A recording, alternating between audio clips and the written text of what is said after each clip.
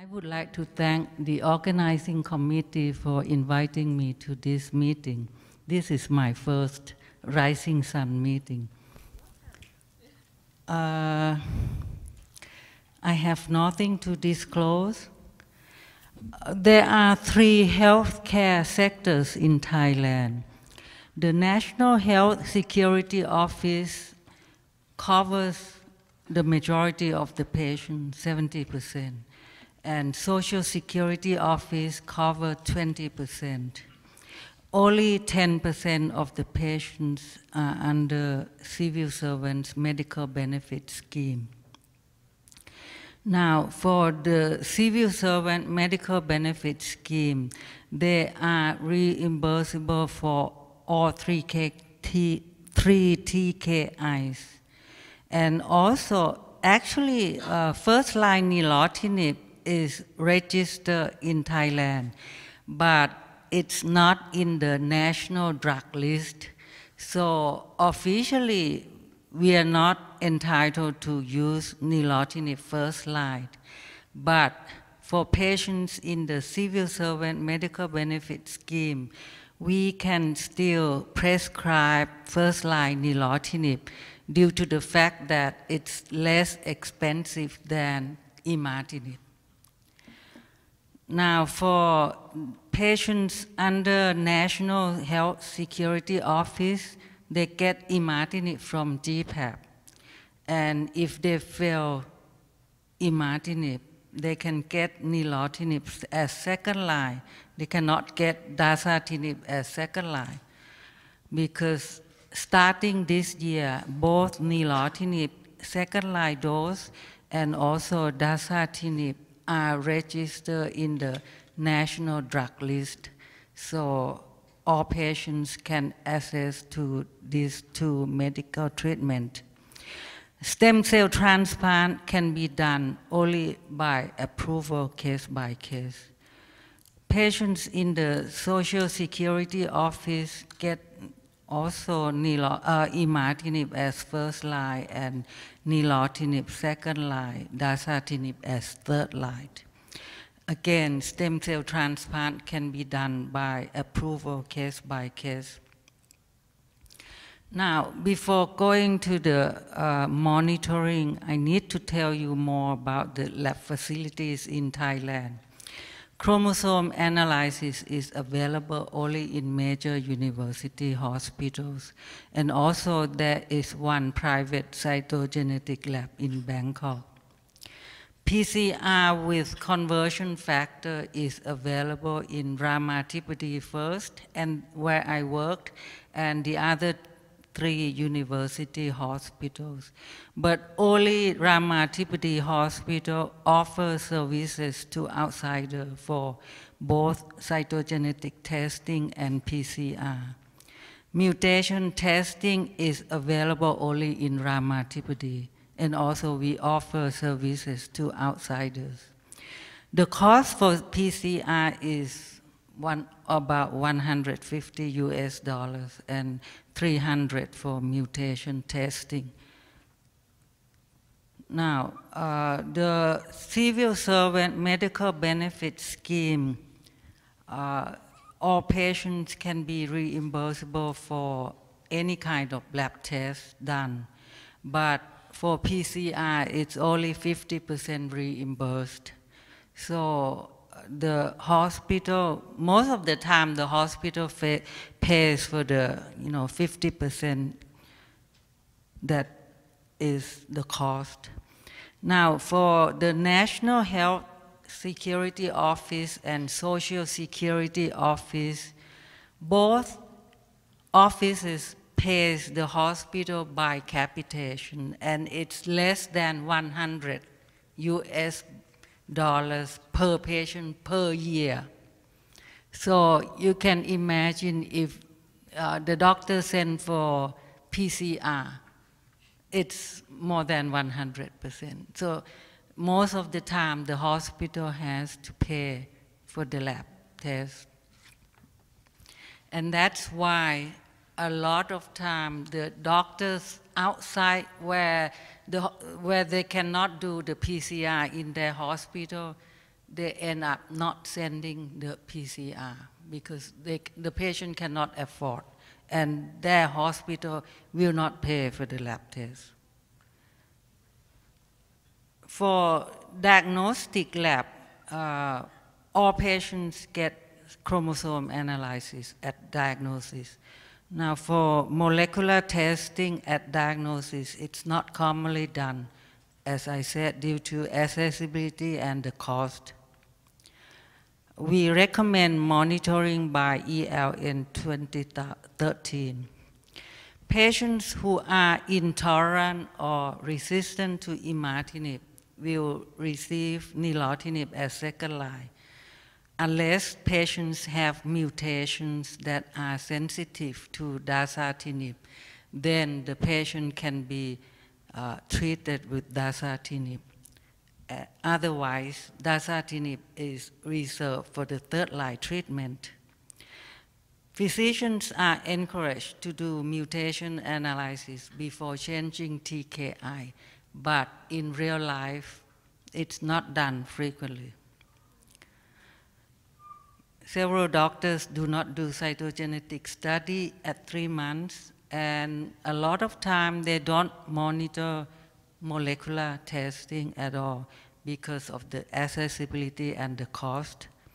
Now we know that all 3 TKI have some side effects on the liver function test.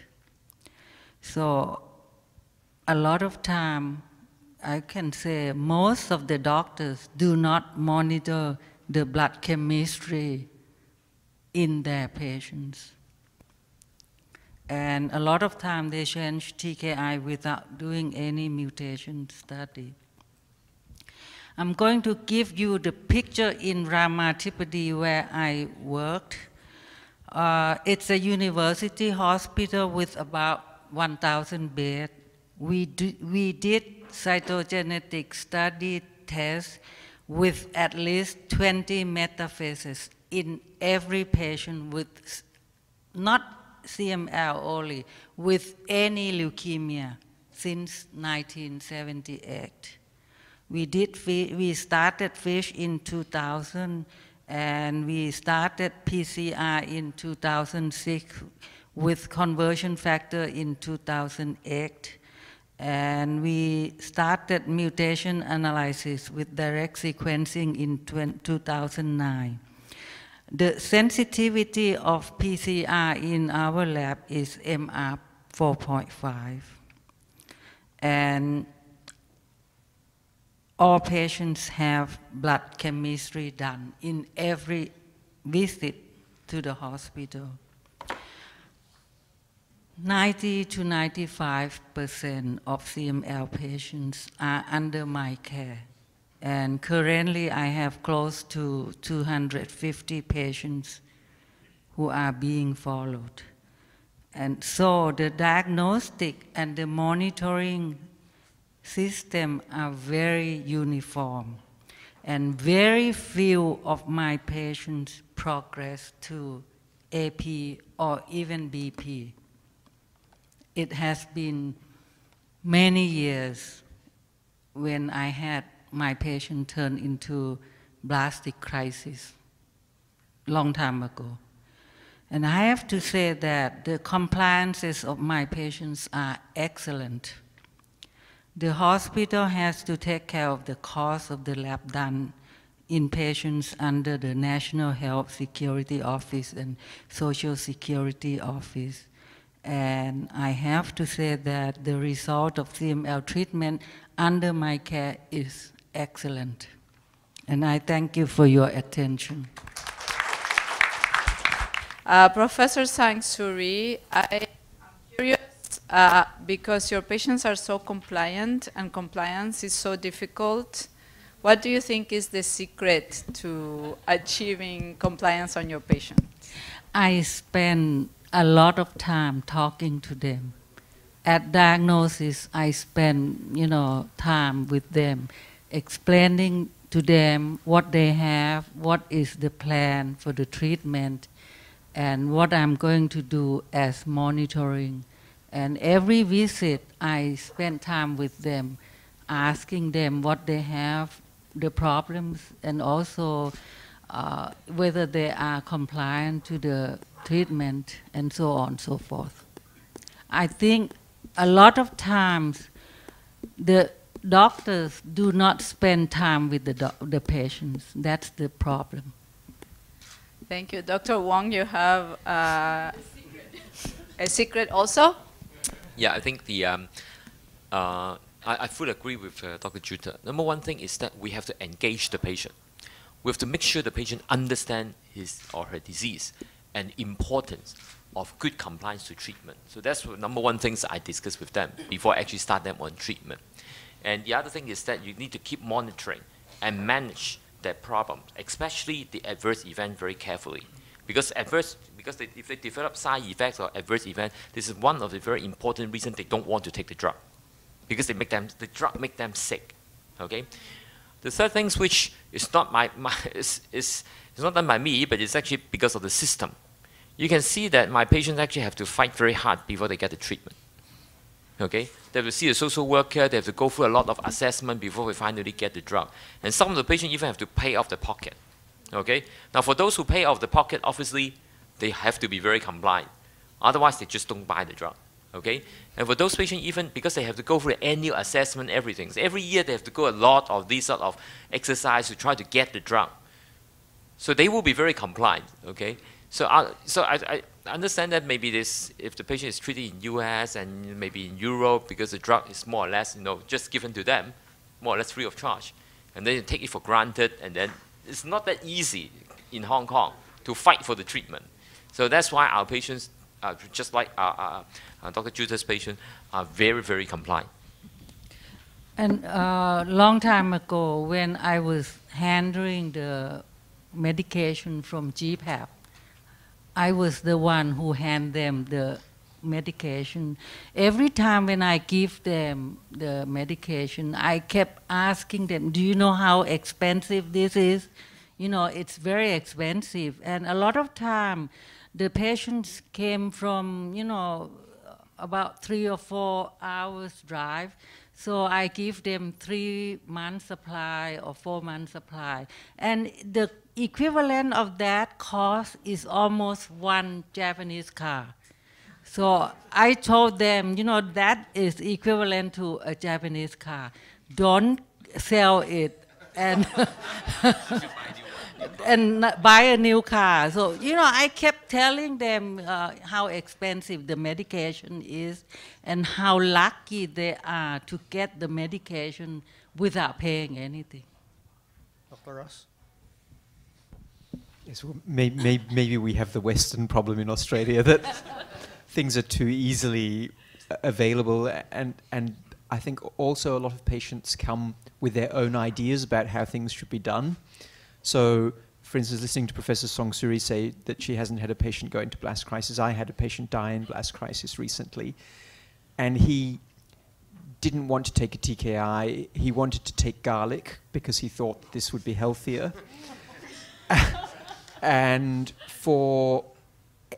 then exactly as was said, he started the TKI and then he had side effects where previously he had no symptoms from his CML. He said, now you've given me these tablets and now I feel more unwell. And so for months and months and months, he either didn't take the tablets or he took half the recommended dose.